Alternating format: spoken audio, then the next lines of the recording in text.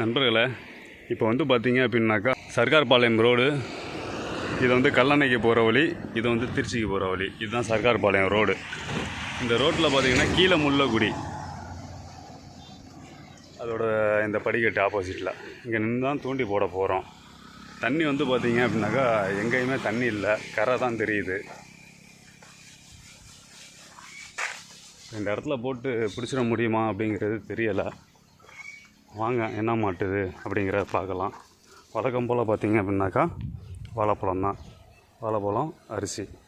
இப்போ இதை வச்சு தான் வந்து நம்ம இங்கே தூண்டி போட போகிறது. பாருங்க நண்பர்களே, கரை தெரியுது. இதில் போட்டு தான் இதெல்லாம் பிடிக்கணும்.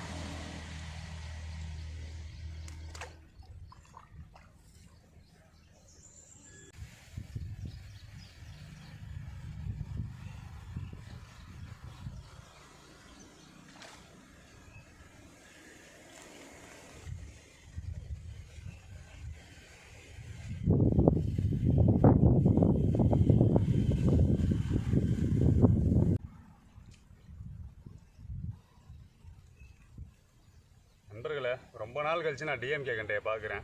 கிட்டத்தட்ட ஒரு 3 மாதம்னாச்சும் இருக்கும்.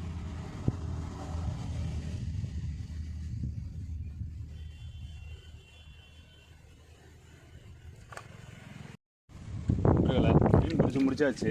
இந்த மீனை வந்து நம்ம எடுத்துகிட்டு போக முடியாது, ஏன்னா ஜாஸ்தி இருந்தால் கொண்டு போகலாம். இதை வந்து எதுவும் பண்ண முடியாது.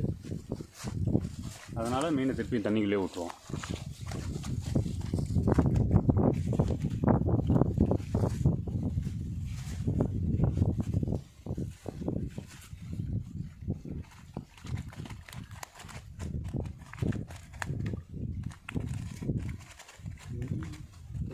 அப்படியே கவுண்ட் பண்ணிக்கலாம்.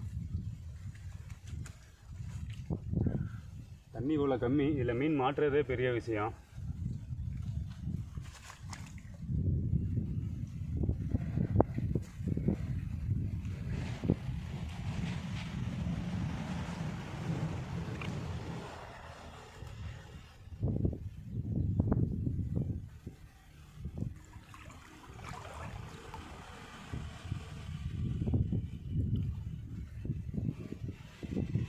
டிஎம்கே எந்த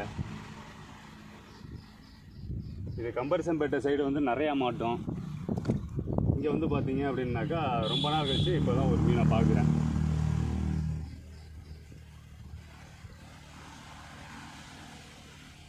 இது இங்கே பிடிச்சதுலேயே கொஞ்சம் பெருசு.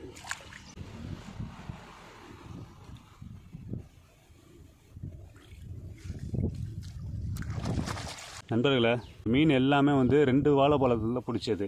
நம்ம சேனலை இப்போ தான் ஃபஸ்ட் வாட்டி பார்க்குறீங்க அப்படின்னாக்கா மறக்காமல் சப்ஸ்கிரைப் பண்ணி வச்சுக்கோங்க. நண்பர்களே, அந்த கல்லில் உட்காந்து தான் வந்து நம்ம தூண்டி போட்டது. அந்த இடத்தோட ஆழம் என்னங்கிறத நீங்கள் பாருங்கள்.